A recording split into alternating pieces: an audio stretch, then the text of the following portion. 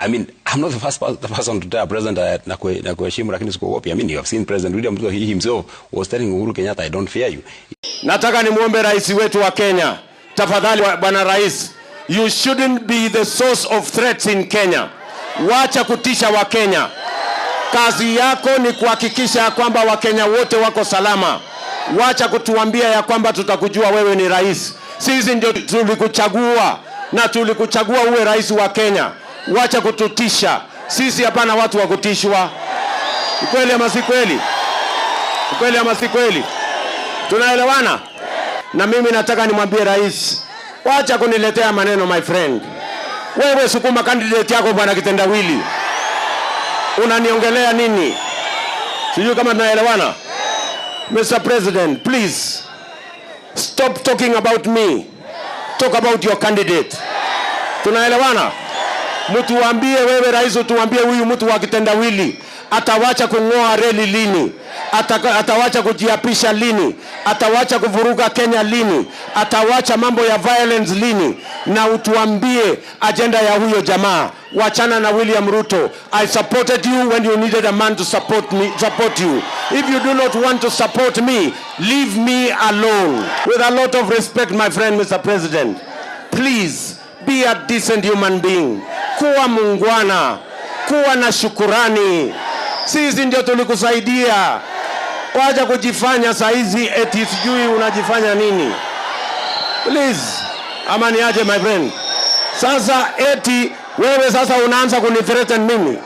Ati utanifanya nini? Bora usiue watoto wangu. Lakini mimi na wewe tafadhali tuheshimiane. I'm actually surprised. You've seen the way President William Ruto is laughing. You know, he's very happy on that clip. Now he's the one that wants to lecture us on morals. I mean, if I was wrong then, why was he laughing? Why was he encouraging me? Why was he very happy about it? You've even seen the clips that have been going around. You have seen because let me tell you, and I want to say this, because it's something that I deeply believe in. As a leader, the first and foremost priority that you must give are the people who have given you that responsibility. You must always think about your people. You must always prioritize your people. I said it on the podium at Old Kalau. It is not my work to crap for William Ruto.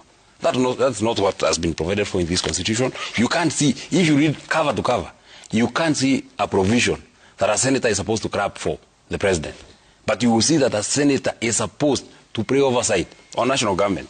Now, since I have not had an opportunity, and I even said it, Mheshimiwa Rais, unajua mimi sijakuona siku nyingi, I have not had an opportunity to see him, and these people who go to State House, I don't know what they keep telling him. Since I got that opportunity, and by the way, it's only that member of parliament disrupted me. I had so much that I wanted to say, especially on projects, because I know them. He came and promised the county aggregation industrial park in Njambini. It was not started. He said that he would give us 250 million. He never gave us even a shilling. He came and promised the St. Luke's water project in Njambini, 1.2 billion. He never gave us even a shilling. He came to Muhoni water project in Kipipiri. He promised us 400 million, not even one shilling. He came to Kirema water project in Ndaragwa. He promised us 500 million, not even a shilling. He came to Pesidam. He said that it will be done in a year.